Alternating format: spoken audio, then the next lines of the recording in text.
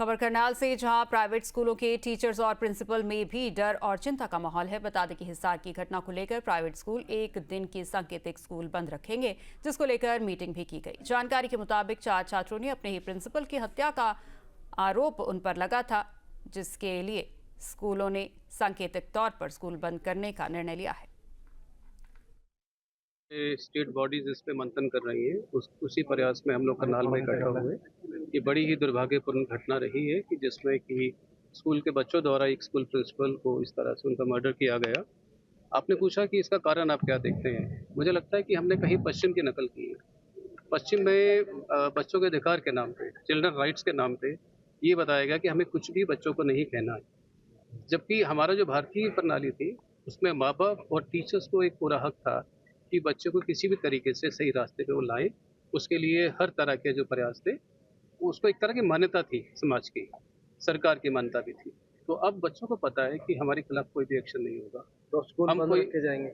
हाँ, स्कूल हम एक दिन के लिए स्कूल सांकेतिक रूप से बंद रखेंगे। कैसे और हमने सबसे किस बड़ी तरह बात से? जो करी है, हमने जैसे डॉक्टर्स के लिए एक मेडिकल प्रैक्टिशनर प्रोटेक्शन एक्ट है, उसी तरह हमने जो हरियाणा के एजुकेटर्स हैं, जो टीचर्स हैं, प्रिंसिपल्स हैं, उस स्टाफ की उनके लिए उनकी सेफ्टी के लिए हमने हरियाणा सरकार से मांग की है।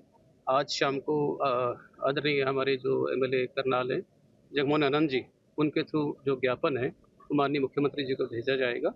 और आप देख पा रहे हैं कि जो क्राइम है, जो अपराध है, उसकी शुरुआत कहीं न कहीं बचपन से हो रही है। और पेरेंट्स कहीं न कहीं अपने आप को अक्षम पा रहे हैं कि बच्चे उनके कंट्रोल में नहीं आ रहे हैं। स्कूलों के हाथ कानून ने बांधे हुए हैं, फिर बच्चों को ठीक कौन करेगा? सर, आपके व्हाट्सएप अनुसार पहले क्या एजुकेशन सिस्टम में कोई चेंज होना चाहिए ताकि बच्चों को मोरल जो एजुकेशन है वो और अच्छे बेहतर तरीके से मिल सके? मोरल एजुकेशन के साथ-साथ बच्चों को पता हो कि अगर वो कभी भी लक्ष्मण रेखा पार करेगा, तो उसके खिलाफ कोई कार्रवाई होगी। अगर बच्चों को पता है कि मेरे खिलाफ कुछ भी नहीं होना, और आज परिवेश ऐसा, आपने सोशल मीडिया की बात की, उससे बहुत सी अच्छी चीज़ें भी सीखी जा सकती हैं और बहुत सारी बुरी चीज़ें भी सीखी जा सकती हैं। तो बुराई की ओर टेंडेंसी जो है आजकल के युवा में देखी जा रही है, और इसके लिए बहुत ज़रूरी है कि हम कानून के द्वारा और एक तरह से टीचर्स को दोबारा से एम्पावर किया जाए। निर्णय की नहीं है, बात सिक्योरिटी की है। जी सर। सिक्योरिटी हमने अपने स्कूल को सिक्योर करना है, स्कूल के साथ स्टाफ, बच्चों को सिक्योर करना है। सबसे बड़ी जो आज की मीटिंग का एजेंडा रहा है वो ये रहा है कि हमारा बच्चा कहाँ जा रहा है।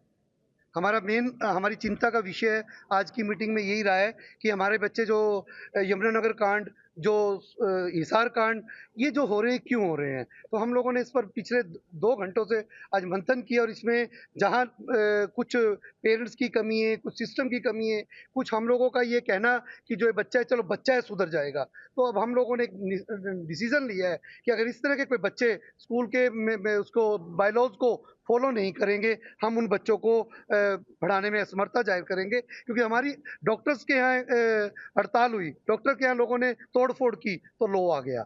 उनकी सेफ्टी हो गई, जो उनके ऊपर कोई कुछ करेगा उसकी सज़ा होगी। लेकिन स्कूल वालों के लिए कोई कुछ नहीं। 4 साल पहले वो मैडम मरी, प्रिंसिपल यमुनानगर की, मर गई, चली गई, और अब 2 दिन पहले हिसार वाले उसका हो गया, वो भी मर जाएगा, चला जाएगा। और आने वाले टाइम में क्या सिक्योरिटी है? जब टीचर ही सिक्योर नहीं होगा तो वो क्या किस तरह से बच्चों का पालन-पोषण करेगा?